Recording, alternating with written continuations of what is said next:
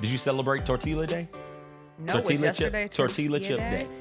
No wonder I was craving margaritas. What's the chips called? Tortilla. Yeah, them It's chips. silent. Yeah, okay. I don't speak Spanish. I'm sorry.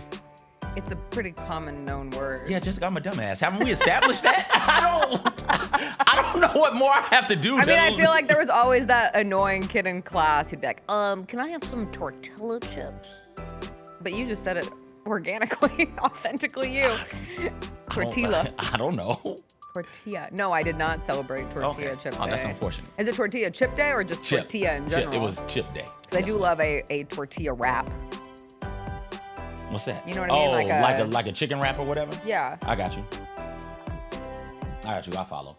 I'm out. Or making like a quesadilla with tortillas. Jacob is screaming tortilla soup. Tortilla soup is fantastic. I love a tortilla soup. Wait, how do we spell tortilla? Tortilla. The L's are silent. I know. Yes, they are. I just, But okay, Poor to Miss be Whitaker, fair, my second grade teacher. Everybody, fell in her. for the most part, I feel like knows tortilla. But I will say, like, as I was reading the news about what happened in Mexico with the cartels, there was the word Jalisco, Jalisco. And I was like, is it Jalisco? So that happened. So I understand. You just have been living for 35 plus years. Yeah. Wondering. Giving them tortillas. Tortilla? Giving them tortillas. A tortilla. But Sounds like a flotilla. I also say Parmesan. No, you don't. No, you do not. Parmesan? Parmesan.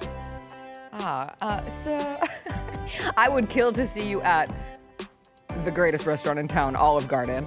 When you're there, your family. Olive Garden. When you're there, you are family. We ran into each other at Olive Garden Parmesan. on Friday. You weren't at Olive Garden. It's close enough. You were at Starbucks. Aren't they next door? I mean, I would not say we ran into each other at Olive Garden when you were sitting at the little cafe outside of the bus. And when you're there, you're family. I saw you from behind and I said, God, that's CJ. My song of the day. Good to know I'm distinctive from the back. Dancing in the Streets. Shout out Sing Martha. it.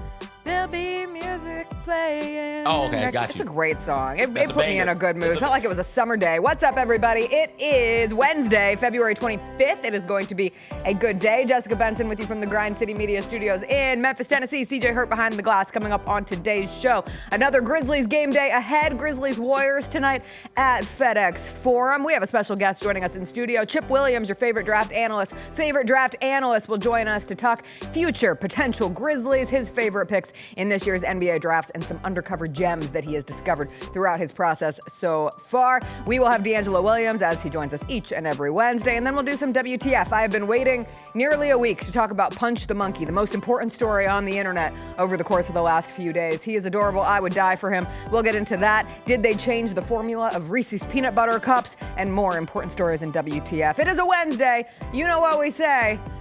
If you can make it through Wednesday. I thought you were going to cut me off. Nope.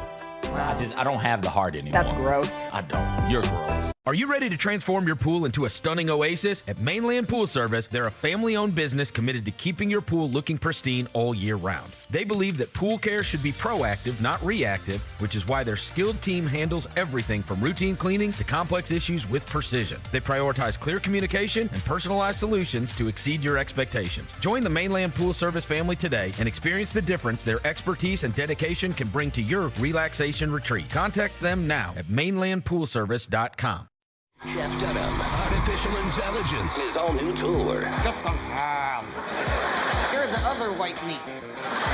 Ramsey, how can you be so smart on one hand and so stupid on the other? Well, you're half of it.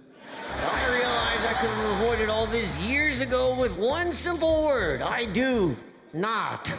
Silence! Don't miss a Memphis. Friday, April 10th, FedEx Forum. Tickets on sale Monday, September 29th at jeffdunham.com. The Grizzlies are proud to team up with Prime Global Group, a company on a mission to redefine real estate investment. By leveraging deep experience, strategic insight, and robust resources, Prime Global Group is shaping a smarter, socially responsible future. Whether you're an investor or simply curious, now's the time to explore innovative strategies that align with your values. Join the movement and discover how you can be a part of this exciting evolution. Visit primeglobalgroup.net to learn more and connect with the team today. That's primeglobalgroup.net. How are you able to release and have an instrumental song become a huge deal? And I forget who the disc jockey was, but he put the wrong side on. He put the Green Onions by mistake and played the B side instead of the A side. No! And that's when the change happened. These people started to call the station and say, play that song again. The Chris Vernon Show, live on weekdays at noon on YouTube at Grind City Media and the official Grind City Media app.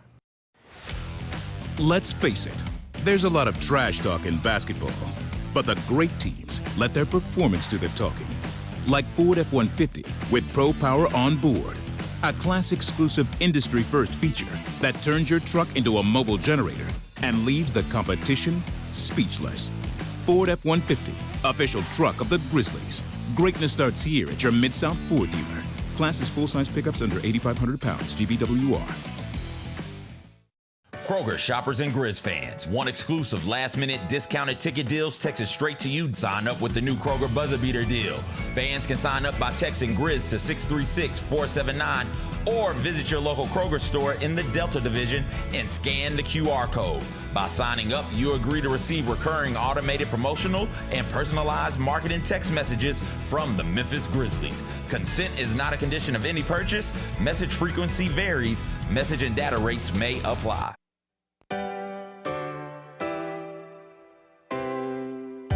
Feels great to feel the sunshine. Gotta own the day like it's all mine. Just got paid in his own time. Been working hard, I've been on the grind. I deserve this feeling, having my way. I've been on this healing.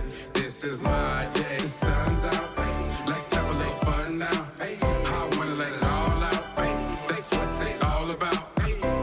Cause I deserve this feeling, having my way. I deserve this healing. This is my day. Grind City Media presents The Jessica Benson Show with CJ Hurt. Live from the Grind City Media Studios on YouTube at Grind City Media and the official Grind City Media app.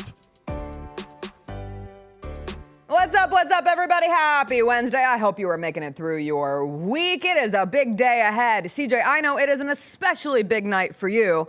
Not only do you have Grizzlies Warriors right here at FedEx Forum, I wanted to wish you a happy Scrubs return day.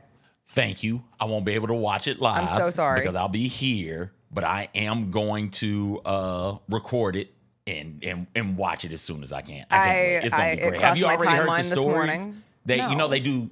Do you watch Scrubs? No, I've never watched. Okay, We've so talked about this. They do this thing called Eagle, where one character hops on the other character's back as he carries him about and screams, Eagle! And so when they were doing it, it's usually they've decided now that they're older, they're going to use stuntmen.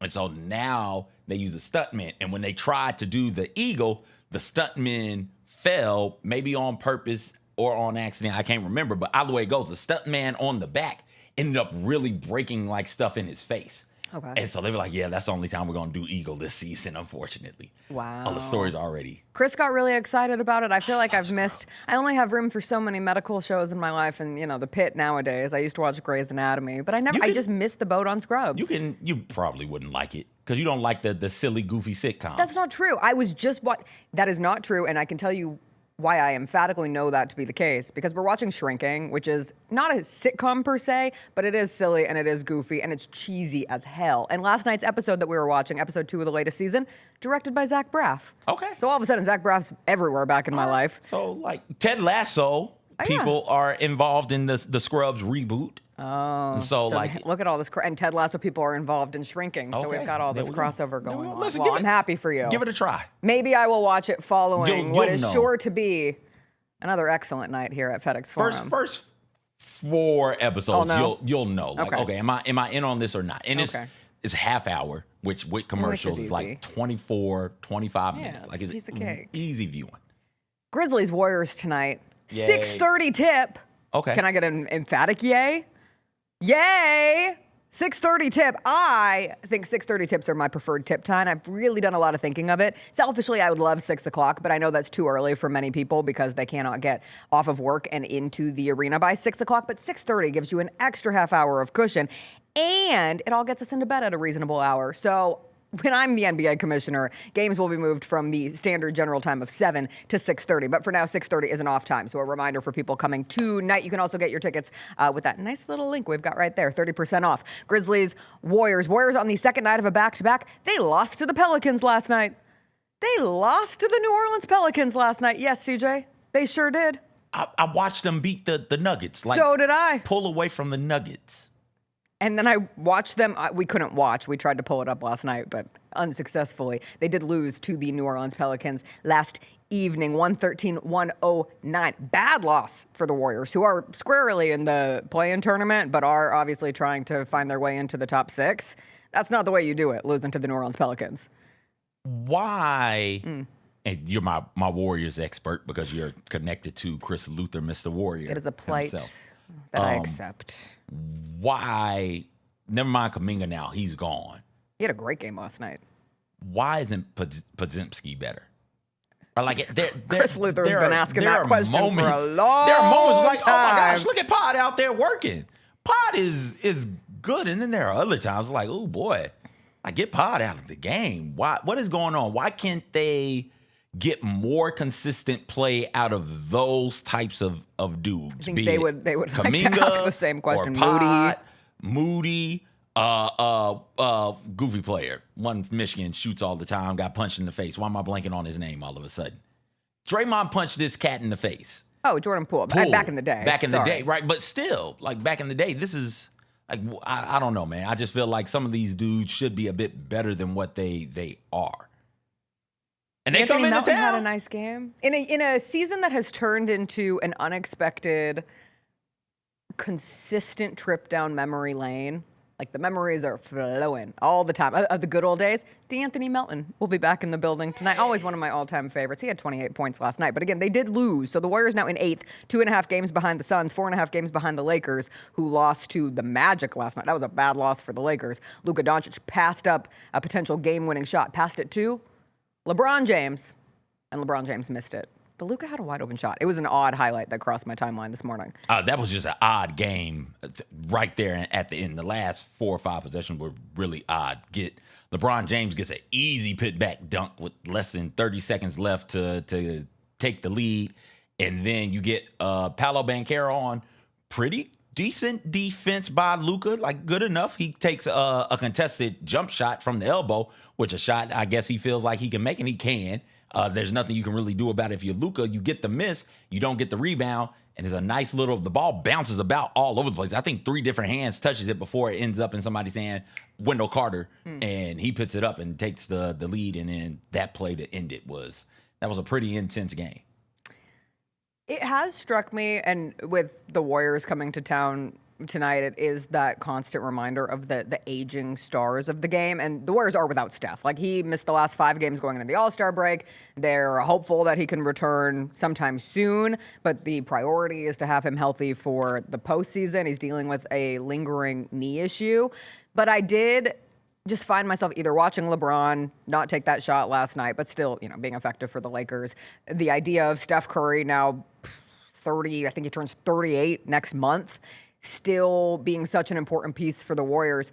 It is crazy how we have just segued into this time period of not just acceptance that players are playing longer into their careers, these late 30s, early 40s, but they're still highly important pieces playing elite levels of their sport. Like, we just had this at the most intense example of Lindsey Vonn, and I know that derailed with her injury, but to be 41 and dealing with the injuries that she has, but still her body being in a position where she was like, yes, I'm going to go compete for more gold medals at this year's Olympics. I saw somewhere that, like, Cristiano Ronaldo is not retiring until he scores his 1,000th goal, and he's 41. Messi is in his late 30s. Kevin Durant this week said that he intends to play in the 2028 Olympics, and he'll be 37 at that time. And it's one thing to just still be playing and have these extended careers, but like to still be doing it at the peak. It's really cool that we've reached this point where you just say, yeah, of course. Like, it wasn't that long ago that Tom Brady won a Super Bowl in his early 40s, and we treated it like it was one of the greatest medical examples, or like greatest examples of not medical miracles, that's not the right word, but like what taking care of your body can do. Like, this is a peak athletic specimen. This is such a unique case. And now it's like, oh, that's cool. If you're in your early 40s, you still have some time left. Aaron Rodgers is going to be 42 and playing quarterback again in the NFL this year. Kirk Cousins is going to be on a new team. So it is one of those wild things. But no Steph Curry tonight for the Warriors here in Memphis. The opposite end of the age spectrum is this iteration of the Memphis Grizzlies, who are mostly young. Ty Jerome looks like he'll be back according to the injury report. Kyle Anderson should be as well. He's questionable.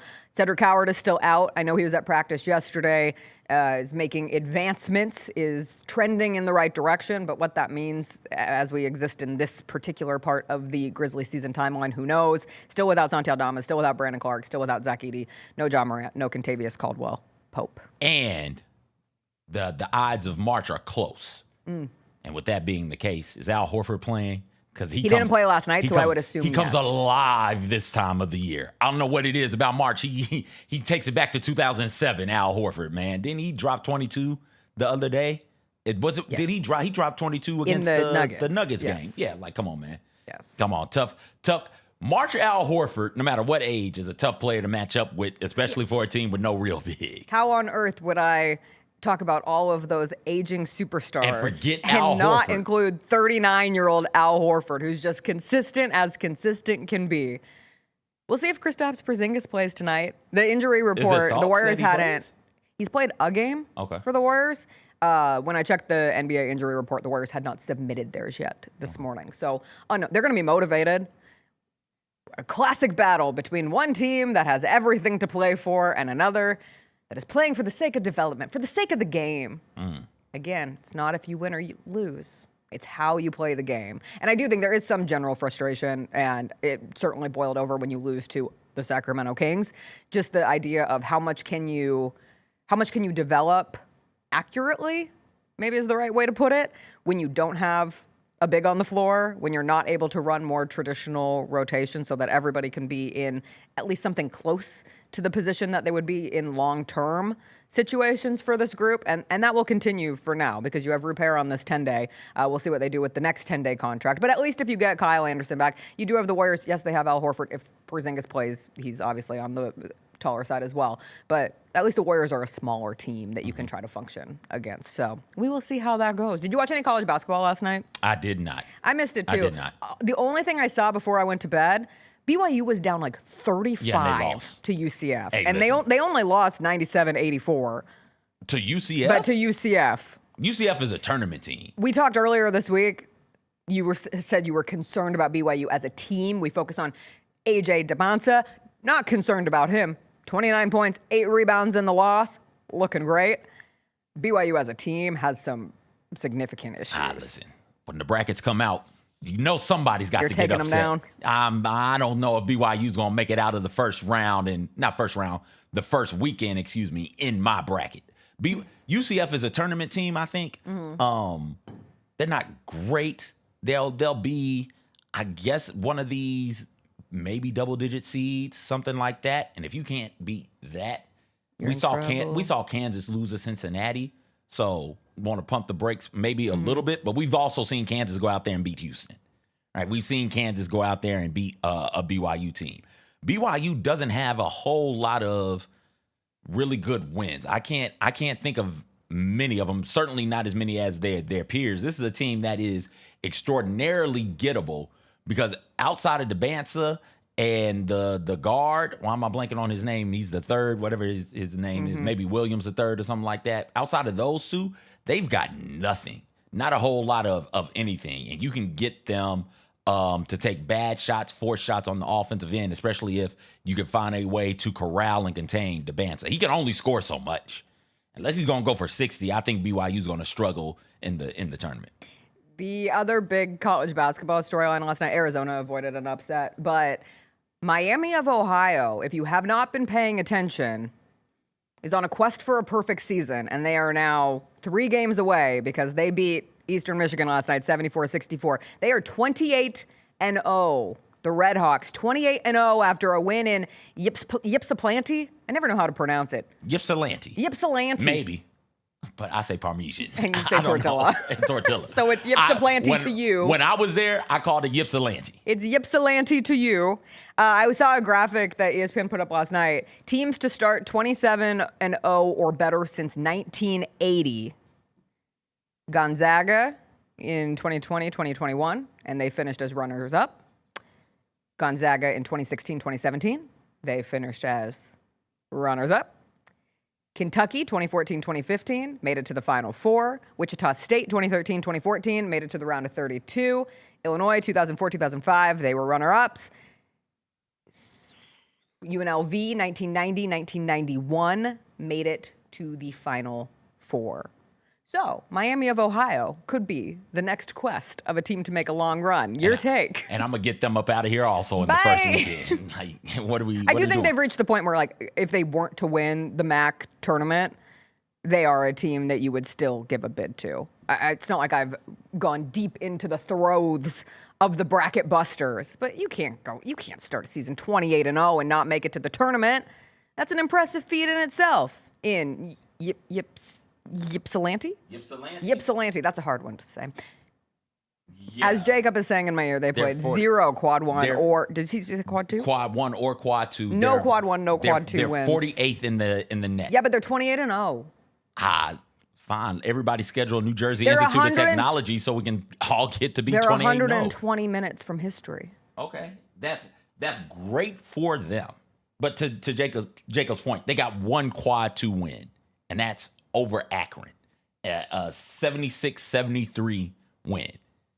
Like, if they don't win that tournament, I'm not sure they get in, which would be crazy because they'd be something ridiculous, 29-1 or 30-1 or something like that. With a record like that, you would assume they'd get in, but I don't know if you can reward them for playing the type of schedule that they played. All right, we'll take a quick break. Chip Williams is going to join us on the other side. He's one of my favorite draft analysts. He always goes deep into the draft prospects each year. He has nailed some picks for the Grizzlies in the past. He'll join us in the next segment to start the draft talk early. That's Chip Williams on the other side. They played no Power 4 team. Everybody plays one of those, don't they? Everyone's got at least one. They played none of them. Grizzlies fans, dunks, dimes, and no-looks are great on TV, but nothing compares to catching them IRL. And that starts with buying tickets at Ticketmaster, the official ticket marketplace of the Memphis Grizzlies and the NBA. Ticketmaster gets you to the game so you can catch every highlight in person. From seeing your favorite Grizzly stars up close to hearing the squeak of the sneakers on the hardwood. Put that jersey collection to use and get tickets at Ticketmaster. There's no better brag than saying you saw it live. See you courtside, Memphis.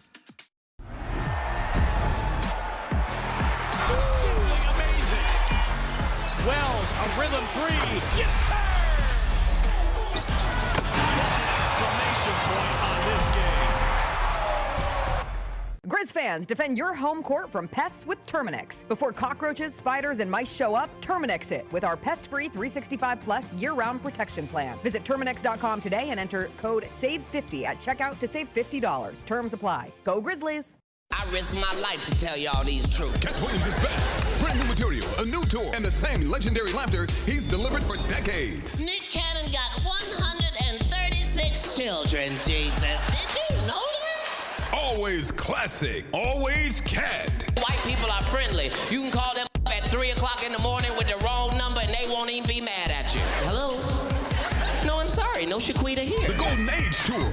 March 6th in FedEx Forum. Get tickets at Ticketmaster.com. Sonic Radio. Welcome back to Sonic RNDIO. That spells radio with me, the CIO. This just in, the new Sonic $1.99 menu lets you build a crave-worthy meal for just $1.99 an item. Whether that's a creamy shake, crispy tots, or a quarter-pound double cheeseburger. This just out. Ostriches. They're mean, not very cute, and in my opinion, way too big for a bird. Don't miss the Sonic Fun 99 menu. 5 items, always $1.99. Live free, eat Sonic. Tax not included. See menu for details.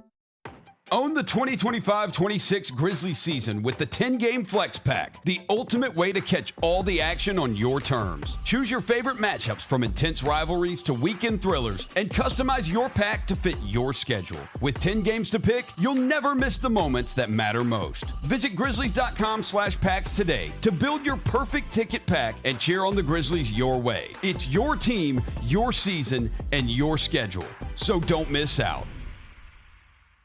Tiger, I guess, probably delivered or created the biggest headline from the weekend by leaving open the possibility that he will play at the Masters. I don't think it's very likely, but anything with Tiger seemingly throughout his career, even in the late stages coming off injuries, has been possible. I mean, it will take a Herculean effort, I would believe, Gary, for him to be able to make it. But I think, I'll say this, if it is all physically possible, I think he will do it. The Gary Parrish Show, live on weekdays at 10 a.m. on YouTube at Grind City Media and the official Grind City Media app. Nate Bargatze. Look, I say a lot of dumb stuff. I try to keep it in front of large groups. Seems to go better that way. Big Dumb Eyes World Tour. When you say something dumb one-on-one, it's a lot for that person. I'll say it, then I can just feel that they feel the weight of my life on their shoulders. Tickets and info at NateBargatze.com. Don't miss the Big Dumb Eyes World Tour. Nate Bargatze.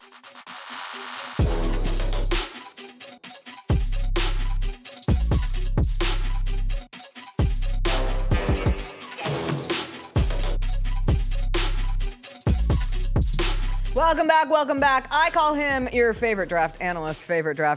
Someday it's going to stick, but for me, he's my favorite draft analyst. Chip Williams joins us in studio. And Chip, we requested your presence a little earlier than usual. I think in years past, we've waited until the final weeks leading up to the draft, but desperate times call for desperate measures.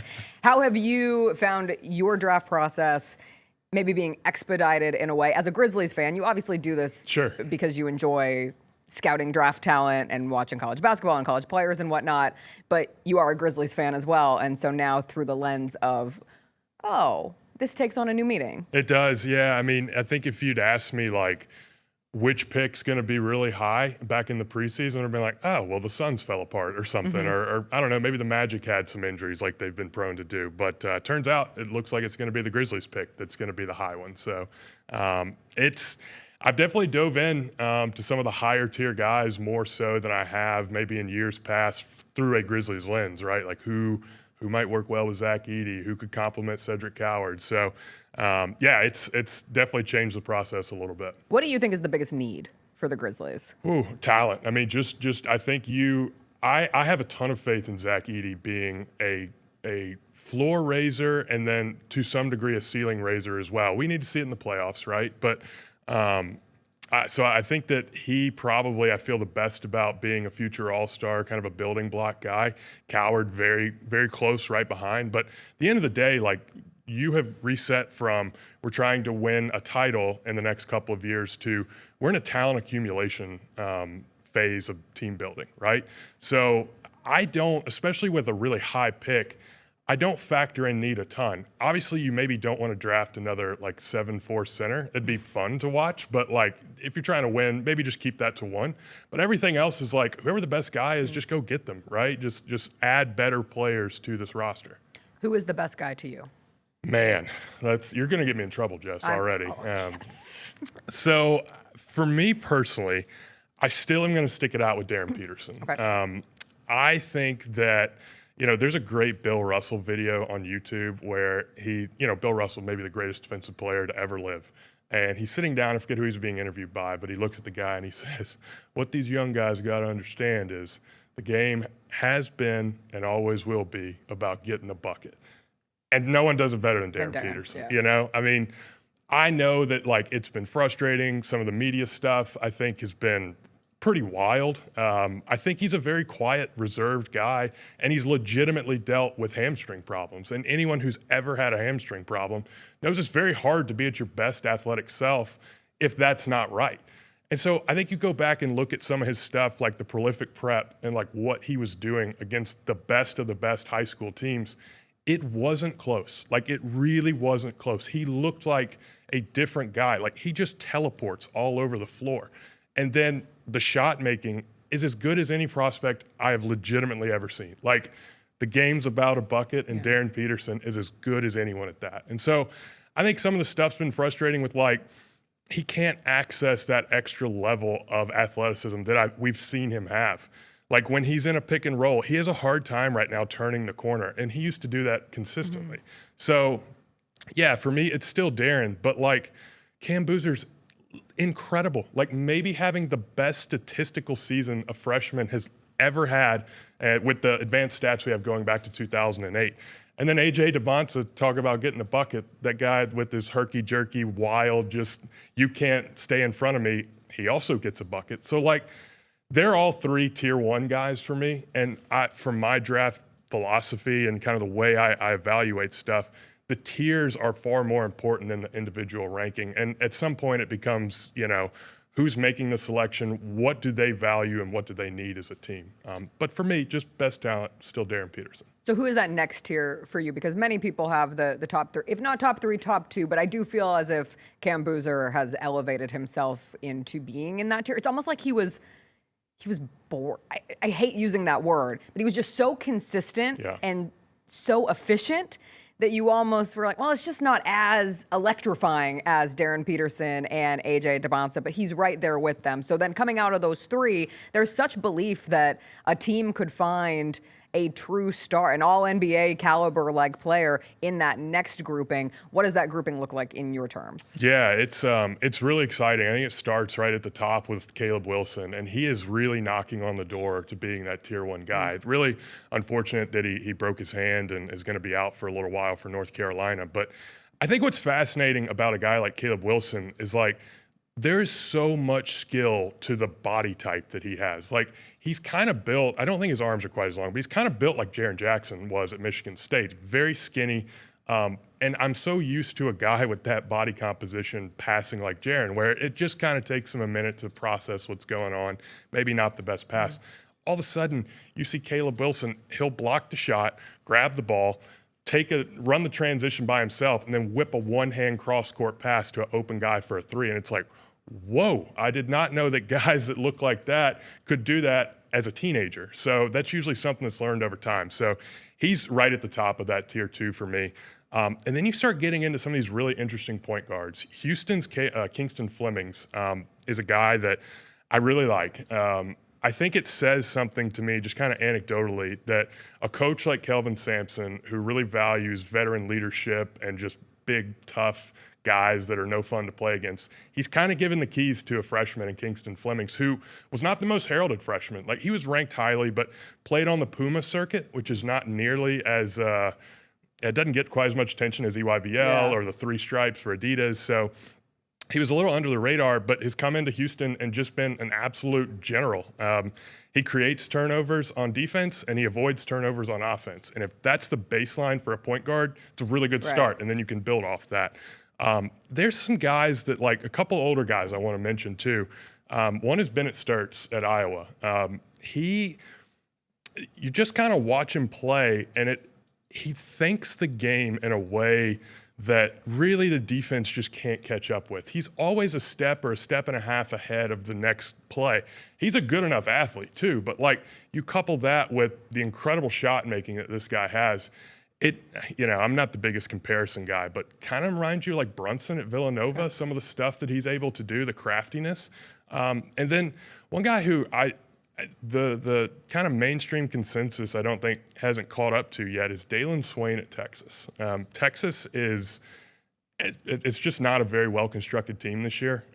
And Dalen Swain, anything that happens positively on offense for them is because they gave the ball to this 6'8", 230-pound wing who self-creates everything. Like, it is really impressive. Like, you watch and you see what these, wing initiators do in the NBA. Swain's kind of doing all that at 20 years old in Texas right now. So I'm really, really high on a guy like him. But, and I'm still kind of figuring it out. We've got 4 months to the draft, so I'm sure some of this will change. But off the top of my head, I think those four, I'm going to have a hard time moving any of those guys beyond tier two.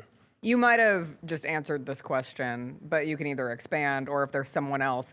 Is there a player in this draft, this generational draft, that you feel no one is talking about and you love this player?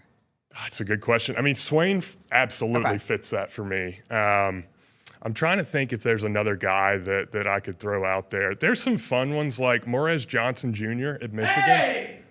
Damn right. You like Morez? I love Johnson Jr. Secretly, selfishly, I'm a Michigan fan, Chip. Okay.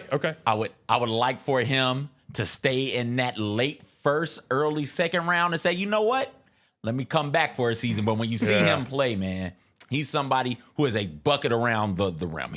At one point in time, he was leading the NCAA in field goal percentage. I think he's right around 66% right now. And I know there'll be a lot of folks when they think Michigan basketball and talk about Michigan basketball, they'll be like, oh, it's Yaxel's. Right. Yaxel is that dude. But I'm telling you, if you sit down and you watch what's going on, when things need to happen for Michigan to get out of sticky situations, he always finds a way. Now, it's great to have somebody like Amara there and somebody like a Yaxel, even somebody like a Cadeau there for you. But he's the guy who gets it done. And I can see directly how what he does at Michigan, just being a big body, somebody who can rebound and be a force in the paint, how that translates to the NBA immediately. I'm not so sure. I don't know what we do with Yaxel in the NBA. Honestly, truthfully, he's a bigger player. He's a bigger forward, but he's not quite big enough to be a power or guard, a center, but maybe not quite quick enough to stay out there on the perimeter. I'm very confused about what he translates to at the next level. This is a great point with Yaxel Lindenberg. I'm glad you brought him up. So I totally agree with you on Morez. Like, you just throw that guy the ball and he finishes it at the rim. But that's very valuable, right? A guy who finishes everything. But Yaxel, fascinating. So you go back and look at the history of the NBA draft, and guys who are as old as Yaxel Lindenborg is, the track record is really not great. It's far more, I guess failures is, I don't know a better term for it, but guys who didn't quite work out, didn't have the staying power in the league versus guys who ultimately, solidified themselves in rotation. Think about, like, great example is Dalton Knecht at Tennessee. I think he had a ton of fans. He was an incredible college basketball player. He just hadn't been able to fully catch on in the NBA. And, unfortunately for him, he got traded and then rescinded, and that's kind of awkward. So, you could throw some context around that. But going back to Yaxel Lindenborg, he is 6'8.5", 6'9" with his shoes off, so he's 6'10" walking around, measured at a 7'4" wingspan. So that right there, tells you he's borderline center size in the NBA. A little small, but he's right now playing the three because of Morez Johnson and Ade Mara are taking up the inside space. So he's playing out of position, and he's maybe right there with Cam Boozer for the most productive player in college basketball. So, if you are going to bet on an older guy, that's one that I would bet on. And, I'd be pretty comfortable taking him in the top 20 and just saying, you know what, I know the track record with the older guys isn't great, but, the physicality that this guy brings and just the size is it's pretty special. One of those players, selfishly for me, in the way that CJ hopes some of these guys return to Michigan, I would love for Elijah Arenas to return for another year at USC. What's your take on Elijah? Do you think he should come out this year, or would another year in college benefit him? I think if I was giving him advice, I think he probably should come back. It'll be fascinating to see thinking even bigger picture of how many of these guys in the 26 draft decide to come back in 27 because it is considered a little bit of a weaker high school class. I still think there's very good players, but it's not, the depth isn't quite there like 26 is. So for Elijah, obviously had a lot of, just kind of crazy things happen to him before the start of his USC career. And a little bit up and down, but the highs are really high. And so, if I was giving him advice, I might say come back, full healthy year, dominate USC, and then you're looking at yourself as a lottery pick in 27. But yeah, it'd be interesting to see what him and then some of these other guys decide to do. If you had the keys to the company, right? If you were running the franchise, or if you were running any NBA franchise, and it was like, okay, you can have Acuff, you can have Brown Jr., or you can have Flemings. Which one would you take at that point guard spot? I think they're all very close, and I think ultimately I would take Kingston Flemings, and it would be because the defense is just far more advanced than Michael or Darius Acuff, and it's no slight to either of those guys. I think you could make an intelligent argument the other way, where all right, Kingston doesn't shoot threes like Michael does. Oh, Michael can shoot the peel off the ball. So, like, what's more valuable than a guy who can just absolutely spray it every night? You know, and Acuff, too. That Acuff, absolutely. Incredible passer, like just a freaking brick house of a point guard who can get wherever he wants. So, like, again, you guys are going to get me in trouble, man, making me pick between these guys. But we don't know. You don't have to pick. I just wanted you. I just wanted you to break it down for us. So I don't know how else to ask the question outside of, hey, pick between these three. Yeah. Well, I'm going to get you in more trouble because I just ran a very official Tankathon draft simulator, as I know many Grizzlies fans love to just hit that sim lottery and see where it takes them. And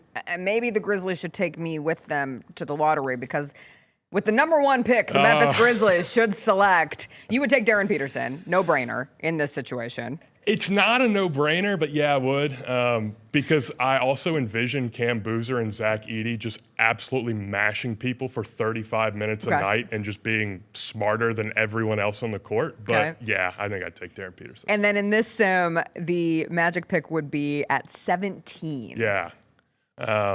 That's Dalen Swain territory, honestly. Like, this guy is mocked in the late first round, early second round. I truly can't.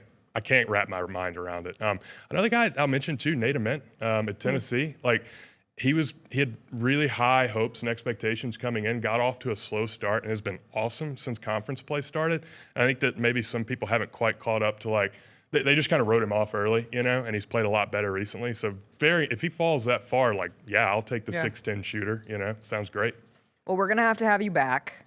You're now stuck as our draft analyst moving up to the draft. But we appreciate you, and you put in a lot of work. Are there any, like, late round guys? You always have the gems. Is there somebody that we should be watching? Because we are so close to March Madness, right? Like 3 weeks away. Santa Clara, Alan Graves. He is a redshirt freshman, was kind of spent the last season getting his body ready. Gatorade Player of the Year in the state of Louisiana. Got very few offers. Of course, I know a couple guys that work for Santa Clara. Their talent ID is insane in how they find these guys. He is like, I don't know, like mini Jokic or something. Like, it's crazy what this guy's doing in college. So, yeah, Alan Graves, Santa Clara, check him out. He's incredible. How much did you hate seeing the Vince Williams Jr. injury? Oh, my gosh, man. That's I love Vince. And that I'm rooting for that guy. He cannot catch a break on the medicals. Just wants to stay healthy. I know, and that man. was your leg is not supposed to go that direction, it's not. Was really tough to see. Chip, thank you so much for joining us in studio. We will have you back on the show. We will take a break. When we come back, DeAngelo Williams is going to join us. We never know what we'll chat with DeAngelo about, but we'll find out after a quick break.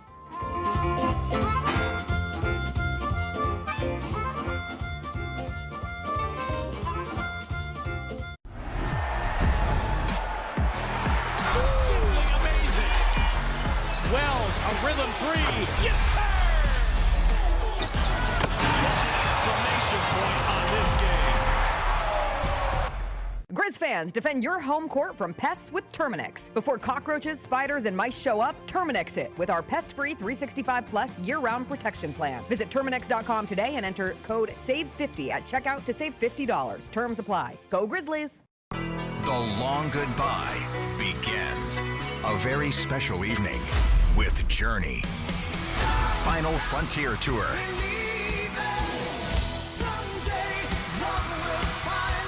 Journey. Tickets are on sale now at journeymusic.com. Your chance to say goodbye to the songs that changed our lives. Journey. Final Frontier Tour. Sonic Radio. Welcome back to Sonic RNDIO. That spells radio with me, the CIO. This just in, the new Sonic $1.99 menu lets you build a crave-worthy meal for just $1.99 an item. Whether that's a creamy shake, crispy tots, or a quarter-pound double cheeseburger. This just out. Ostriches. They're mean, not very cute, and in my opinion, way too big for a bird. Don't miss the Sonic Fun 99 menu. 5 items, always $1.99. Live free, eat Sonic. Tax not included. See menu for details. How are you able to release and have an instrumental song become a huge deal? And I forget who the disc jockey was, but he put the wrong side on. He put the green onions by mistake and played the B side instead of the A side. No! And that's when the change happened. These people started to call the station and say, play that song again. The Chris Vernon Show, live on weekdays at noon on YouTube at Grind City Media and the official Grind City Media app. Own the 2025-26 Grizzlies season with the 10-game Flex Pack, the ultimate way to catch all the action on your terms. Choose your favorite matchups from intense rivalries to weekend thrillers and customize your pack to fit your schedule. With 10 games to pick, you'll never miss the moments that matter most. Visit Grizzlies.com/packs today to build your perfect ticket pack and cheer on the Grizzlies your way. It's your team, your season, and your schedule. So don't miss out. Nate Bargatze. Look, I say a lot of dumb stuff. I try to keep it in front of large groups. Seems to go better that way. Big Dumb Eyes World Tour. When you say something dumb one-on-one, it's a lot for that person. I'll say it, then I can just feel that they feel the weight of my life on their shoulders. Tickets and info at NateBargatze.com. Don't miss the Big Dumb Eyes World Tour. Nate Bargatze. Thanks for showing up, Memphis. Nothing compares to catching your Grizzlies IRL. And that all starts with buying tickets at Ticketmaster, the official ticket marketplace of the Memphis Grizzlies and the NBA. Ticketmaster gets you to the game so you can catch every highlight. Put that jersey collection to use for the next game and get Grizzlies tickets at Ticketmaster. Whether they're here at FedEx Forum or on the road, Ticketmaster's got your back when it comes to scoring tickets. And there's no better brag than saying you saw it live.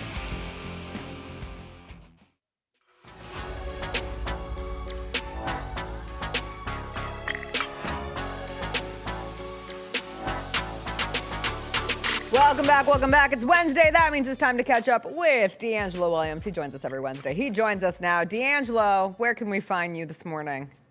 I'm in Texas on a ghost hunt mission. Okay. I'm investigating a few hunting locations here in San Antonio.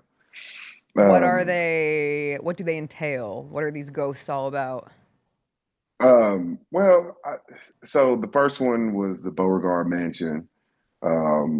It's supposed to be haunted, and then we did the Bonham Exchange, and then we're doing a couple more locations here. It's very interesting. You can obviously see that I have some very close pale friends that take me to these locations, and I tell them all the time, because this last one was built in 1891, and every time I always go and see when they were built, because I'm like, yo, bro, they may not accept me because we wasn't accepted everywhere in certain places in certain time periods. So I'm like, if something go down, guess who's gonna be the first one? That's me. Yeah, so like your presence is cautious. enough to like make them agitated and aggravated. Right? I can't think of anything less a ghost from the 1800s in Texas wants to see than a black dude with dreads, right? Like that would piss them off, I'm assuming. Absolutely, and I'm here for that though. That's the thing. I'm here to let them know that it's been a change, a drastic one. Deal with it. Wake up! Oh God, the joke I have. Oh, I got to tell somebody. Yeah. I'm so proud of you, CJ, for going to the secret mic instead of right into the microphone. What else is new with you, DeAngelo? So I really want to have a conversation with you guys about like when things go on in a country or state and you're there, like how do you handle it? I'll give you an example. I saw what's going on in Mexico with, them taking out the head guy over there of the cartel, and then them absolutely just going through Mexico and just wreaking havoc. Well, I remember I was in Turkey when COVID hit. And look, I'm gonna tell you something, CJ. I have never, like, it hit and they was talking about closing the borders down of the United States. And everybody else was deliberating on whether or not they was going home. And I was already booking my flight back. Like, I don't know what y'all talking about. Like, they was like, is it real? Is it not real? Like, they're trying to confirm everything that's going on. I'm like, bro, y'all not trying to get back home? Like, hey, the worst place you want to be is out of the country when something happens and you can't get back in the country. Mm-hmm. That is like, I've had nightmares of not being able to get back in. Like, yo, we know you American, but like right now, everything there's off a lot it's a lot going on.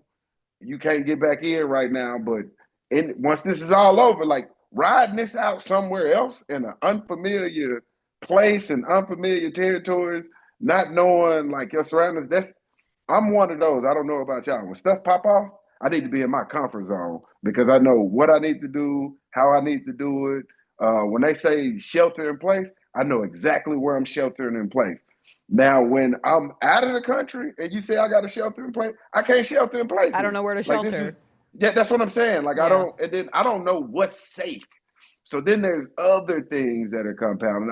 I'm just wondering, have you guys ever been in a situation where you're somewhere, something pop off, and you're like, oh crap, and not knowing, okay, what's the next step? I have. I know you have. And I know exactly what you mean. Because over here, I know friend versus foe. I know how everybody thinks about everybody. So I know, okay, if some stuff pops off, I know which team I'm on and which team I'm against, right? Like, I know that. If civil war broke out, I'd know which side I'd be on over here.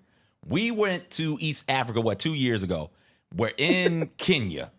And beautiful day, DeAngelo. It was incredible. We're on the lake, and it's all these hippos and all these cool African creatures over there. No predators, because the predators couldn't get to the island in the lake because, like, that island, they just flew in. If an animal was injured or a herbivore was injured, they just, like, drop this animal off right there, and then they get in the herd and just sort of kick it right there. So it was incredible. Yeah. Beautiful. We then went to a resort, one of the most incredible resorts I've ever seen. The layout was wonderful. So I'm eating all this good food, and we're finna leave the resort, and they got the gates to the resort closed. And like, yeah, we can't let anybody out. What do you mean you can't let anybody out? It's like, well, look through the hole. You see all those people marching real angrily? Yeah, they're marching towards the whatever their parliament is. They're marching towards the hill because they're upset about some things going up. I think prices on basic goods were going up, and people were mad, livid about it. So we were staying in Nairobi. Nairobi is the capital. We end up having to go. We couldn't get on the interstate because all the protesters had the interstate blocked off. We end up going around these little side streets, back streets, end up in Nairobi, and all we smell is smoke. And the windows are rolled up, and we can't breathe because they had set fire to everything in Nairobi, right? And we looked up, it's like, oh, you see where that smoke is coming from? Our guide, you see where the smoke is coming from? Yeah, that's the Capitol right there. Apparently, they burned down the Capitol. It was like, wait, what? What? The entire time, mind you. The entire time. Again, I'm in Kenya. I don't know whose side is what in Kenya. Everybody's got the same uniform on. We're all in the aways in Kenya. Everybody's in their away jerseys. There's no home. Everybody's in their away. So I don't know what they think about me, my mama, the entire time. Right on, my brother. I stand with you. Fight. It's like, Sharon, one of them come over here and find out you American. Do you know if they like America or not? Because they get you, you just got. Like, I don't know what to tell you in that moment. Because I'm not getting got. I'm running. And if you can keep up and you can meet me at the embassy or not. But we don't know them people like that. You talking about right on, my brother, because they in the ways, but like you don't know. So we finally get there, and it ends up settling down. The crazy thing about the Kenyan stuff was we get there and it's smoke everywhere. They had finished. Whatever they had done, they had finished. They had finished burning everything. They had dug up chunks in the street to make it impassable for the police and the military or whatever to get through. Fires everywhere. And then it's just people like walking down the street, walking home, walking to the cookout, just bombing about after destroying the city. It's like, oh, okay, cool. I guess we're good here for another day. I don't ever want to be in a situation like that again. Yeah. And that's my big fear with like something like that popping off. Why I would prefer to vacation here as opposed to overseas anywhere, because that type of stuff can pop off anywhere if you aren't careful. And then I don't have a good enough understanding of global politics to know, hey, this place is hot right now. Let me not go there. That place, they might be willing to pop off in any given moment. Let me not go there. That's it was funny because I was watching a podcast of a football player that was over in Mexico. And they was asking him questions about, hey man, are you okay? He's like, oh yeah, that's not happening here. That's in another part of Mexico, and I'm fine. And I'm thinking to myself, like, bro, you coming on way too casual, because it doesn't take long at all for it to start. That fire catch right here, and then before you know it, that flame is all over the country. So I was just wondering, because I remember another time we were in Paris, and this is so funny. That's different. I don't mind if they pop off in Paris. Whatever. I'm not the French. No, do what you do. It's funny that you say that. So they protest for real, though. Yeah, they fight each other. They don't fight other people. Bro, and I hope my wife don't get mad at me about this. So my wife is a sucker for a good protest. She don't got it. I don't think you understand. Her thing is creativity. That's all her thing is creativity. And at this time in Paris, they had a protest going on, and she was like, ooh, a protest. And I'm like, here we go. So we're walking through the protest, and she was like, this is so cool. Like, kind of looking around, admiring. And in the back of my head, I'm like, what are we protesting? Like, we need to figure out what are we protesting. And she done jumped in and started walking. She was like, yeah, I was like, honey, you don't even know where you're going. And she was like, it's this way. I'm telling you, it's this way. And I'm like, no, it's not. Well, come to find out, they was protesting climate change. So then I'm asking people like, okay, so what's your end game? Like, what are you, like, I understand we're protesting climate change, but like, what are we asking for? Like, Your wife is a protest crasher.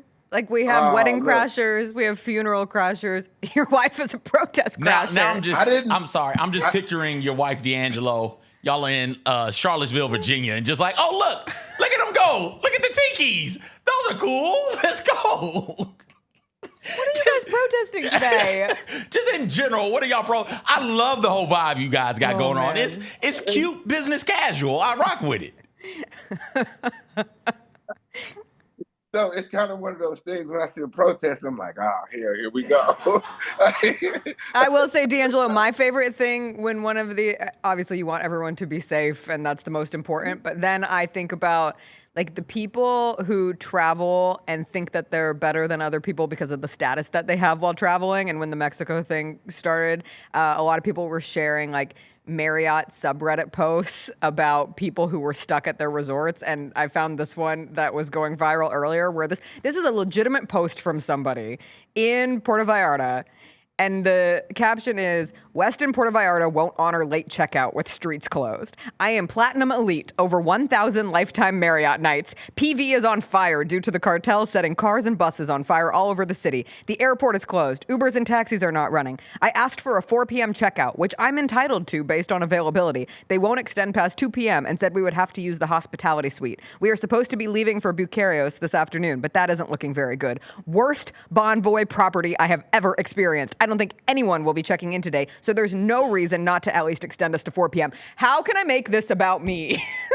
Like, these people are like, but that's when these things happen, whether it be an event like this or a weather event, status doesn't matter anymore. I don't think people understand that. Like, we are all one. We are all the masses. I have never been in a situation like CJ's or even in a protest-like situation, but I have been in the middle of weather, and I was in a hotel with a tornado warning in the middle of Indianapolis once, and I just remember there were like 300 of us in a ballroom all crowded together trying to ride out a tornado, and you just realize, like, it does not matter if you were on the top floor or the bottom floor, or if you were here as a guest or you were here as a member of the staff. We're just hoping this tornado doesn't hit this damn hotel. Yeah, the natural disasters are kind of a different feel, though. Like, you kind of, I honestly believe that that's when we honestly come together during natural disasters, because there's nothing we can do humanly possible. And we can't blame anybody else for it but Mother Nature. So we all ride against her. Like, hey, we got a common foe. Whatever this natural disaster is taking human lives. We're totally against it, and I think that's where we kind of come. But that's just how I see things. Everything else, I think it's kind of fair game. Back which to is the gonna be my Marriott. next one. Marriott thing. Hey, come on, man. You can't extend these people till 4? They're working. I saw CJ, so many stop. stories Stop it, of CJ. workers. No, stop it. Those Nobody's hotel checking workers in. can't go back to their Stop it. families who are actually terrified, and like the safest place to be is at a resort in that situation. Yeah, that's what I'm saying. Like, extend it till 4. But they're saying they can hang out there. They just Okay, can't they stay just in their can't be room. in their room. So right. I don't The inconvenience of not think being in you. the room, I think. I don't think you understand. In this situation like that, as a worker, I'm not working. Hell, this is like when you say like inclement weather, like these are inclement times. Like I have family that's out there, and I need to go check on said family. Me working because now I know phone lines are down. I can't get a hold of family members. And things of that DeAngelo, you probably can't get home because they've set up the roadblocks. They burn cars in the middle of the street. So like you're on foot now. Yeah. You're on foot trying to get home.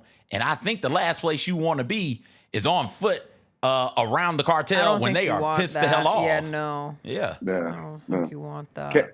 Can we switch gears? Because what's up? the funniest story ever. And I don't understand how we didn't know that it was going to play out like this. In New York, in this blizzard, the police entered the largest snowball fight in snowball fight history and didn't think they was going to get hit with snowballs. I thought this was the dumbest story.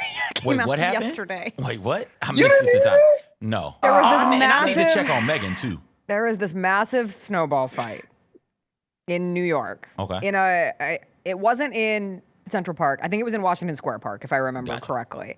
And they advertised it. A ton of people showed up. It was just going to be this like lighthearted, massive snowball event in the city. Everything shut down. Everything shifts when there were some police officers who showed up for like crowd control, and they got hit with snowballs. And the head of the police department came out yesterday and called it like a disgraceful and criminal act. And I'm like not trying to dismiss, but like it's a snowball fight. Exactly. Like unless someone brought a shift to the snowball fight, I don't know. Maybe someone decided to put some blades in the snowballs, and it became a much more escalated situation. I'm all for snowball fights. I love them all. I'm all for frolicking and being jolly in the snow. The last people I want to have a snowball fight is the police. Just in general. But they weren't invited. No, they crashed. They weren't invited. I understand. But the last people, because they seem like the type, some of them, to fight, well, maybe ICE. ICE might be the last people, and then followed by police. They seem to fight snowball with bullets, right? Like, it just seems like they're begging to shoot somebody. So here's why I didn't have a problem with it. Because if you watch the video, it's not like they giving it all they got. Like, hey, I'm going to throw this snowball really hard because this is a cop. It was just like a snowball fight. They got in the middle. Hey, guys, break this up. Go home. Hell no, we just got here. It's hundreds of us. Oh, they were trying to break it up? Oh, man. Yes, go home. so disperse. It's like they're in there trying to tell them to disperse. And so then they start lobbing snowballs at them. And it was it's snow. It's just snow. This is why it got we've lost bad, the though, plot CJ. a little bit. Like, it could have been a nice moment for everybody. You got 500 people, so you got 250 on 250. Let's just say that. Then the cops show up, and you got all 500 people versus the 5 cops. That's where it went bad. That's true. That is true. That is true. Bro, it looked like they're throwing confetti, but it's all snowballs. I gotta see this. Yeah, but again, it's right up your alley. I'm not messing with police officers, man. No, I'm not throwing a snowball at a police officer. Could not be me. No, could not be me. They took a gun and shot a dude in the back of the head, right? Like, also, I did see that snowball fight in Elf. And like Buddy the Elf was slanging bullets of snowballs, so you know those could hurt in that situation. the legend. He is definitely the Michael Jordan of snowball fights. I agree. It is the best performance I have ever seen in a snowball fight goes to Buddy the Elf. Yeah, he broke out some snowball fight moves that I've seen in kung fu movies that I'm like, ooh, that's pretty good. There's a good snowball fight in like Beauty and the Beast, I remember. Just a playful snowball fight. Was that a snowball fight, or was that just a good snow wrestling? A good snow frolic. Beast play. placing her gently, yeah. Trying to think of another snowball fight in a movie. Isn't there one in Dumb and Dumber? That part I don't know. I've never seen it. I feel like cartoons have pretty good snowball fights. Yeah. I feel like Snoopy had a couple of good rounds in them. Yeah. So we had a conversation yesterday, guys. I know we're getting ready. You guys are going. I can hear the music. You can hear the music. We're yeah, it's like an awards show. We were doing the five greatest villains of all time across all genres. Across all genres. Okay. And I told them my number one is Thanos. Over Freddy Krueger, over Art the Clown, over any other Disney villain, Thanos, because he controlled, in my opinion, the most deadliest organization that you can ever assemble. That's a good one. Yeah, I always think of Hannibal Lecter. Really? Freddy Krueger is too. I don't like to count. I mean, I guess Thanos is technically a mythological creature, but he's an alien. Yeah. But I like to horror movies outside, right? Like I think of those as like horror movie monsters, even if it's a person, even if it's a shape of a monster. Like when I think villains, I think of like the dude from No Country for Old Men. Like that's a villain. Okay, that's a bad dude. The guy from Inglourious Bastards. Like that's a bad guy. That one came up as well. Who else came up? It was funny enough. It was a couple of cartoons that came up, like from the Powderpuff Girls, Mojo Jojo. Mojo Jojo. He came up. Yeah. It was a lot. Yeah. Look at you, CJ. No, he just liked how he's just laughing at how I say one of my favorite If there was a draft of favorite character names to say, my number one overall pick would be Mojo Jojo. Who says Mojo Jojo like that? Nobody. In my head, they say it on the show like that. No, it's Mojo Jojo. Mojo Jojo. Oh, you just can't get your voice deep enough. I got you. Okay. Darth Vader is another good one. Our chat is throwing Darth Vader out. I don't know if Darth Vader is good though, because he was at. I like to think about characters. Joker was up there for me. Characters that you don't quite understand, and you just like, man. Well, I thought Scar should have been in the top 5. Oh, I like that one. Scar was not up there. Scar wasn't even in the top 15. But Scar is like a remix of Hamlet's stepdaddy. Yeah. Right? Like he's not. If we're going to do that, I would go with Hamlet's stepdaddy. What's Hamlet's stepdaddy? I know. I can't think of it off the top of my head. Stepdaddy uncle. Isn't it stepdaddy uncle? Didn't he kill his brother to marry his brother's wife? Yeah. Like that's that one. So I think that you could roll there. Claudius. So the largest one amongst women was the evil stepmother in Cinderella. That's a good one. And Ursula. She didn't even. She just wanted her to clean up. Exactly. What's evil about that? Do you know how many men told me to go scrub floors yesterday? I understand. And did you? No. Okay then, right? Like maybe if you had a stepmother, you would be able to scrub floors. You're right. Maybe I would have learned the right lessons in this You seem world. like the type to be able to sing and dance with animals, though. Oh, I'd crush that part of the game. My God. Forced to talk sports, born to dance and sing with animals. Come on. That's a good other women ones. That's a really good. Oh my God. You guys will not get this, and it is a niche, I think, specific time period in this life. There is this movie called The Little Princess about a girl who gets put into the foster care system or an old boarding house because her dad goes off to war. And the woman who runs that, it's like Miss Hannigan from Annie on steroids. She is the meanest, nastiest woman. The whatever you would call her, the head of the children's home in A Little Princess.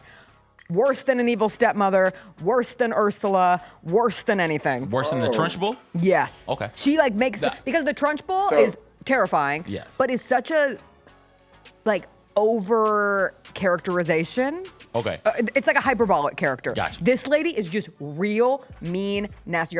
And those people existed, and they were horrific to kids, and continue. Mm-hmm. Oh. What about the lady in Matilda? That's Trunchbull. That's a Trunchbull. That's the lady who was Okay. breaking plates over And the kids' chocolate head. cake. Yeah. Okay. That's a real good Handmaid's one. Tale. Handmaid's Every Tale. character the in that lady is- in that Yeah, she's awful. that runs that Aunt Lydia. Yes. Yeah, she's terrifying. The fact that you know names, though. Yeah. Well, I make that joke. I'm like, don't Aunt Lydia me, God. So it was In these it was trying funny times. when it was funny when we said that because we were having a conversation. It was crazy how different it was for women than it was for men when we said villains because everybody directly goes to how they feel about the situation and if it was them. Yeah. That's how we approach this life often. It's a good conversation, DeAngelo. Thanks. We'll catch up with you next week. All right. All right, bye. That was DeAngelo Williams. He joins us every Wednesday. We're going to take a quick break. Speaking of singing and dancing with the animals, I've been waiting all week to talk about Punch the Monkey. I have no clue what's going on. You don't know who swear to God? Promise I don't. He came up. I watched the Daily Show yesterday, and he came up. And you had not heard of Punch I had before not then? heard of Punch. You're the monkey. joking. No. And it sent Jon Stewart into a giggle fest. This I have is no all- clue what's going on. So I look forward to you I explaining have this to me. showed up to work And every never day said this anything week about Punch. and fought through doing my job, staying professional, when all that's going on in my brain is this little monkey in Japan. All I care about is this little monkey in Japan. We'll talk about Punch the Monkey, and if you are unfamiliar with him, he's gonna steal your heart just like he stole mine. We'll get into that, other WTF stories from the week after a quick break.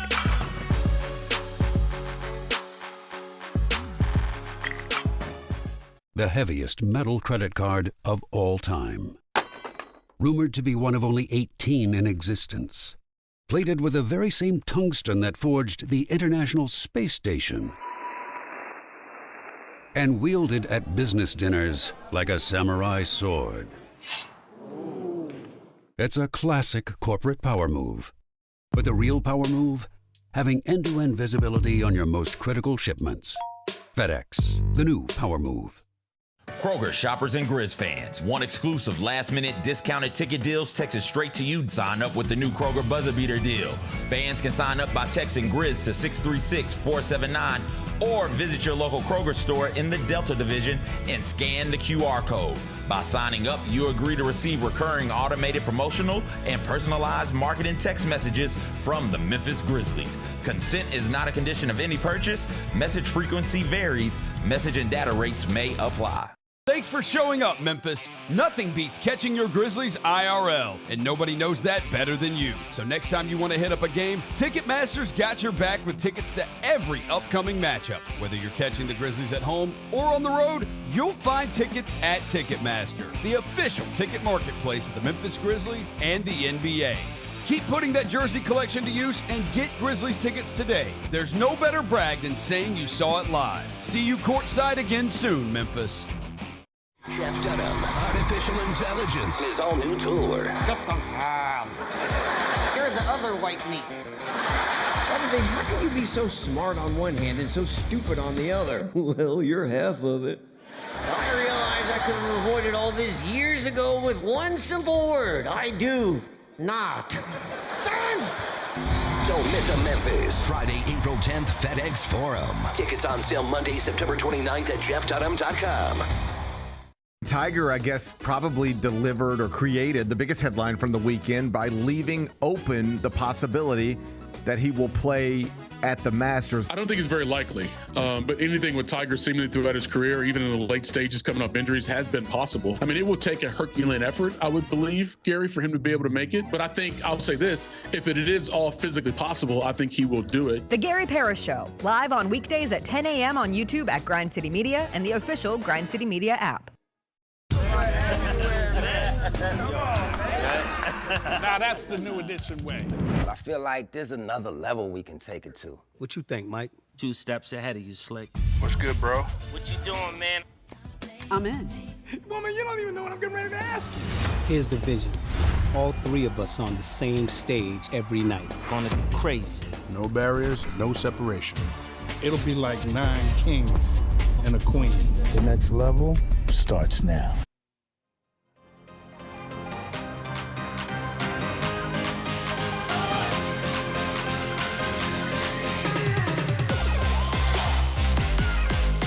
Grizz Nation, don't miss your chance at the ultimate Memphis getaway. The Memphis Grizzlies and Memphis Travel are giving away weekly prizes in the I Love Memphis Getaway sweepstakes, plus a grand prize, the ultimate Memphis getaway, which includes a 2-night stay at the Canopy by Hilton and floor seats to a Grizz game. Visit grizzlies.com/Memphis Travel and enter to win before Monday, March 16th. We're announcing new prize winners every week. Welcome back. Some WTF stories before we get into the rest of our Wednesday, the rest of our Grizzlies game day. The most important story of the last week has been Punch the Monkey, and CJ hasn't even heard of him until last night. Mm-hmm. I saw someone in the chat say they heard of Punch on ESPN last week. John Stewart did a piece on Punch last night. So now we've reached a point where if you don't know who Punch is, you are willfully ignorant. Punch hadn't come across the cutest little guy on the internet. Punch hasn't come across my timeline. You sent this like, okay, I guess I need to, because I am content to let Punch be over there somewhere. What the hell was that? A plastic bag. Oh, Katy okay. Perry? Blowing in the wind. I saw somebody say Canada lost because Justin Trudeau is dating Katy Perry, and I said, that's mean. Probably. And then I giggled. But yeah, so I'm content to not know, but you sent it, and it's like, okay, I got to know something about it. So just a monkey whose CJ, mama abandoned just it. A monkey. Like mama was forced to have it, and then was like, yo, I don't want it, so just left it. And then Punch's mom left him. Yeah. Abandoned him. Yeah. I would die for this monkey. For Punch? I would die for Why is there Punch. this type of reaction to Punch? Look at him. It's a monkey. He's a baby monkey at a zoo in Japan. Okay. As you said, abandoned by his mother. Yeah. The zoo staff is now trying to raise him and integrate him with the other monkeys, get him to be a part of the monkey troop. And originally, the other monkeys wouldn't even interact with him. There are videos of those monkeys, dare I say, bullying Punch. They don't know where Punch came from. That's not they monkey. Like if somebody walked in here right now and just dropped a toddler off, I wouldn't talk to the toddler. It's like, I don't know that damn toddler. I would try to make sure that the toddler is okay. I have a heart. Yeah, I do too. Just like, I don't know that. So Punch the monkey, what really makes Punch take off is that the zoo, it's Punch's friend. Punch's friend is his stuffed animal. And there is one video where Punch is like trying to make the stuffed animal give him a hug. At that point, I had a friend text our group chat and say, can everybody stop sending videos of Punch because I'm having such a visceral emotional reaction to this monkey I don't know. I really need a break from this content. It's breaking my heart. Really? Yes. Punch has got it, man. Whatever the it is that makes something take off on the internet, Punch has it. And everyone has now rallied around this monkey. And he has, at this point, seen advancements of his acceptance in the troop. One monkey came and gave him a hug. There's another video of him getting on the back of those monkeys. But then you'll see those, on the flip side, these pictures and videos of Punch just like sadly dragging his stuffed animal through the dirt or just cuddling up into his stuffed animal, seemingly begging for any sort of love and adoration and comfort. Punch is the new Mudang. I don't want to move Mudang out of the Wasn't Pedro the new world. Mudang? Didn't we get Pedro? Oh, the penguin. Didn't we get that fat ass penguin? Pesto. Pesto. You don't even know his name. Excuse me. You don't even know his name. I mean, that's how quickly we go through these animals. Remember when that zebra was running wild in Murfreesboro? He didn't have a last year? name. I thought he did. Okay. All right. We didn't have a live camera. You put a live camera. A live camera on a matters sad more. monkey. And as somebody who just experienced monkeys in the wild for the first time, they are such incredible creatures. They're so smart. And there are so many similarities with humans natural. And like, you just watch them and there's some deep connection between, like I stared in a monkey's eyes and I said, you get me and I get you. And I just know Punch and I could be great friends. I could be Punch's friend if given the opportunity. Punch and I could go to the movies. We could go see Wuthering Heights. You're going to take an infant monkey to see right. that sex fest of a movie. You're right. He needs to be a little older. Okay. I don't know what monkey years are, you know. Did they? Let's just assume it's 7 like dog Okay, years. so he could take some time. Yeah. I'll take him to go see Goat. Oh my God, taking Punch to see Goat, seeing a monkey like him, and it's such a good story of like a real underdog story. Punch should be featured in Goat 2. Steph Curry, get on the phone. Have his people call your people. Punch has to have an agent. Punch has gotten too big. Yeah. We're going to get these animals agents at some point. Because on social media, they take off. I mean, I'm not kidding. This monkey has millions and millions and millions of impressions across social media. I think it's our first... Is this our first big trend of 2026? First big animal trend, absolutely. Absolutely animal trend. Probably. I can't think of one. I can't think of any off the top of my head. January would be. January is a blur. Yeah, I can't. It's almost March. Yeah, I know it. I can't think of what January would be. Oh God, I got another one. Oh God. Oh. I don't know what you're saying, and I don't want to know what you're saying. Thank you, Jacob. Jacob, I'm rolling over here. Oh my God, the jokes that you guys just don't know how funny I can be. Oh, I think people know. No, I don't think so. I don't think. I'm gonna tell you the 2 jokes after the show. What did Jon Stewart say on his show about Punch?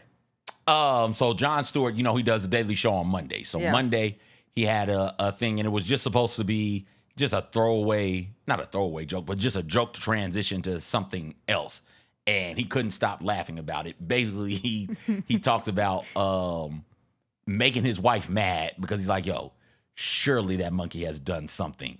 We don't know what monkeys know. Surely there's a reason why the monkeys just aren't kicking with it. Punch is probably an asshole. Right? That's probably why the other monkeys aren't hanging out with Punch. Oh, but again, again, what it was, but there was a really funny one that crossed my time. I was like, oh no, we found out Punch has a history of making inappropriate comments to women online. It's like, oh shoot. Oh. Was Punch one of the names redacted? We'll never know. It's in one of the missing files. Punch was absolutely there. This is all to protect Punch. Oh yeah. But yo, this happens sometimes in the wild.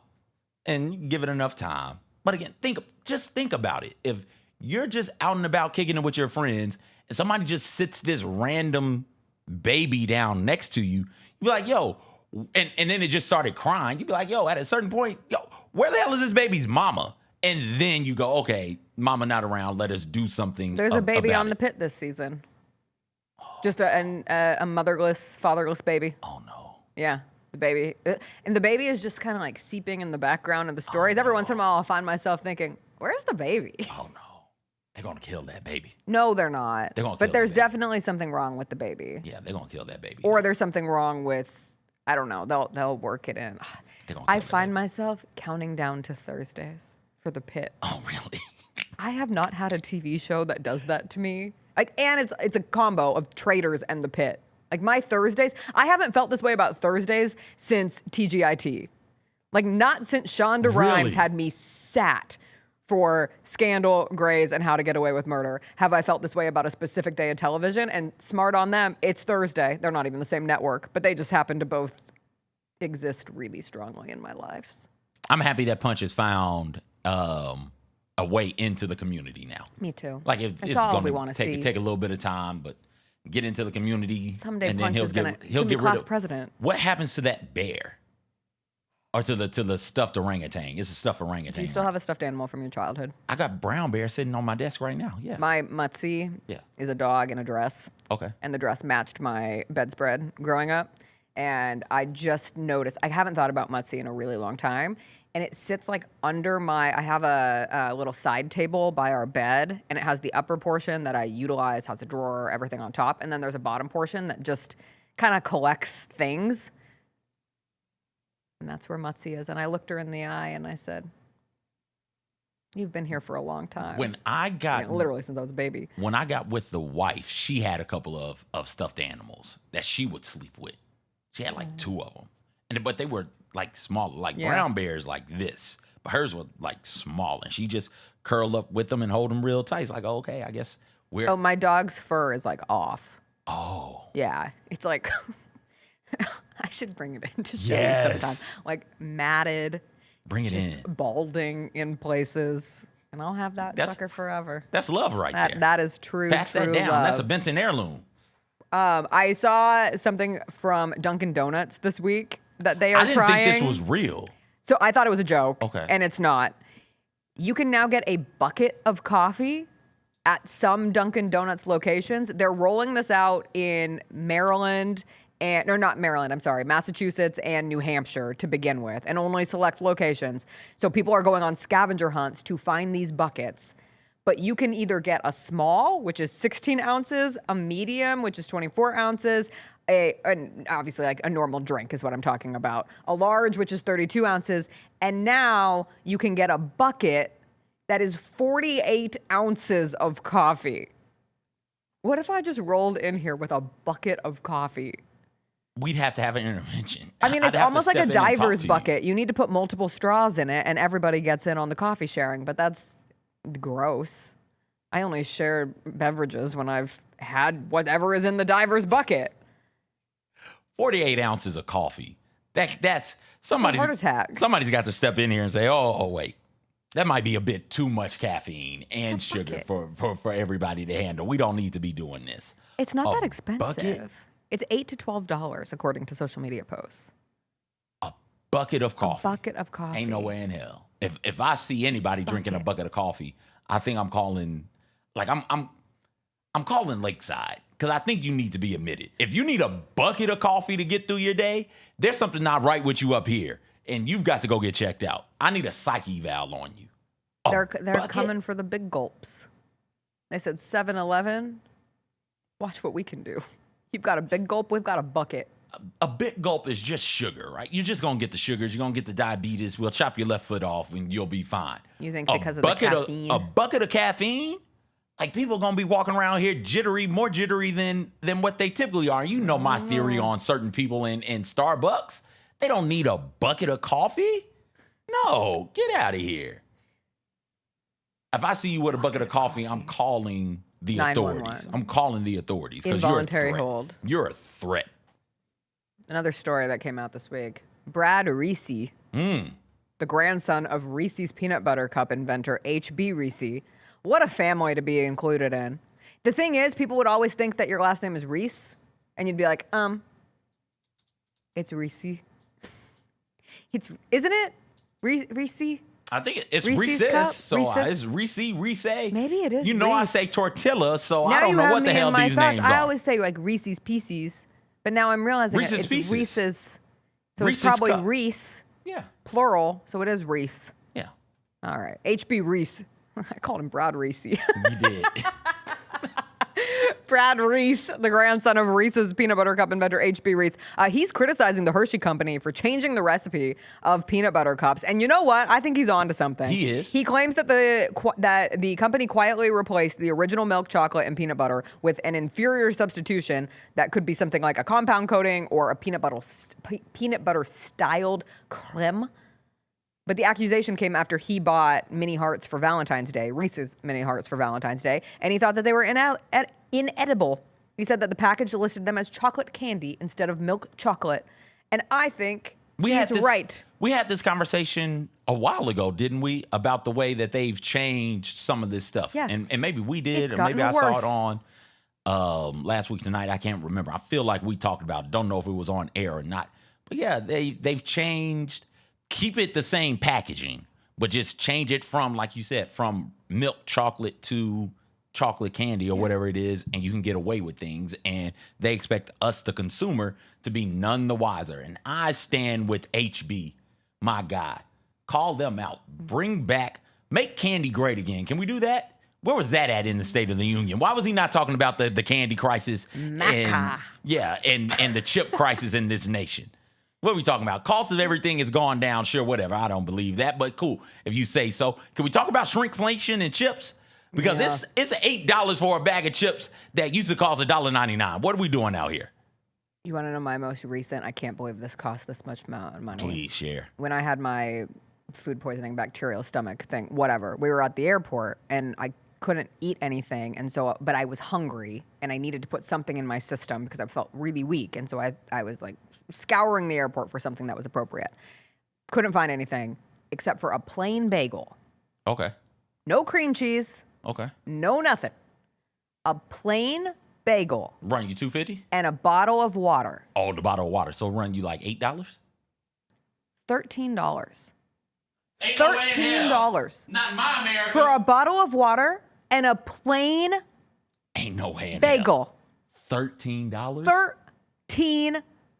Did Jesus himself bless the water? I said, is this a whole Lee bagel? I was like astonished. I said, this has gotten out of control. And it's never going to get better. We're just going to get used to spending $13. You used to be able to get a bagel for like $2. The water, sure, it always goes up. And you're in an airport, so they mark those things up. But there's no reason why that should be more than, I'll give it $8 max because of the water. $8. $13. It was insane. That's I was wild. really upset about That's it. outrageous. Almost as outrageous as Mr. Clean is retiring. Yeah, man. I'm happy for him. Happy for him. Good for him. Career, well done. 68 years. Yeah, in the game. They got to come up with a new character, right? Is there? Are we gonna put a woman on the front of Mr. Clean boxes now? Are we gonna do Mrs. Clean? Is that what they're gonna announce in March? No. New spokesman for Mr. Clean, his wife, Mrs. Clean. Get everything spick and span, those floors and everything. They said no changes are coming to their packaging or their brand name. So Mr. Clean is here to stay. So how his is he name retired? is Mr. Clean. Veritably. He said, you can call me Veritably now. Mr. Clean said that? Yeah. Wait, is Mr. Clean real? Hold on. Wait. That's like you telling me, oh, Jolly Green Giant is retiring. Like, wait, Jolly Green is real? I thought they were being funny. His name is Veritably. Why is Mr. Clean? No, Mr. Clean ain't real. Ain't no way in hell. Veritably. No. I refuse to believe that Mr. Clean is a real person. His first name is Veritably because it was the winning entry in the 1962 Procter & Gamble Give Mr. Clean a First Name promotion. The name highlights his dedication to cleanliness, playing on the word veritable, meaning true or real, and has revealed in 2026 as the mascot officially retired. All right, Mr. Veritably. Enjoy retirement. Is Mr. Clean one of the best jingles of all time? Top 10. Mount Rushmore jingles. Mr. Clean, Mr. Clean. What does Mr. Clean do? Cleans. Mr. Clean gets rid of dirt and plaque and grease in just a minute, Mr. Clean. I could have never finished that. Okay. Ever. All right. Grizzlies Warriors tonight at FedEx Forum, 6:30. Oh, with the finger Think how point. happy I am. Come join us. We will be back tomorrow. It'll be a Thursday. Teresa Walker will join us. We'll make it through our week. Everybody have a wonderful rest of your day. We'll see you later. Don't sound so confident about making it through the week. You've made it through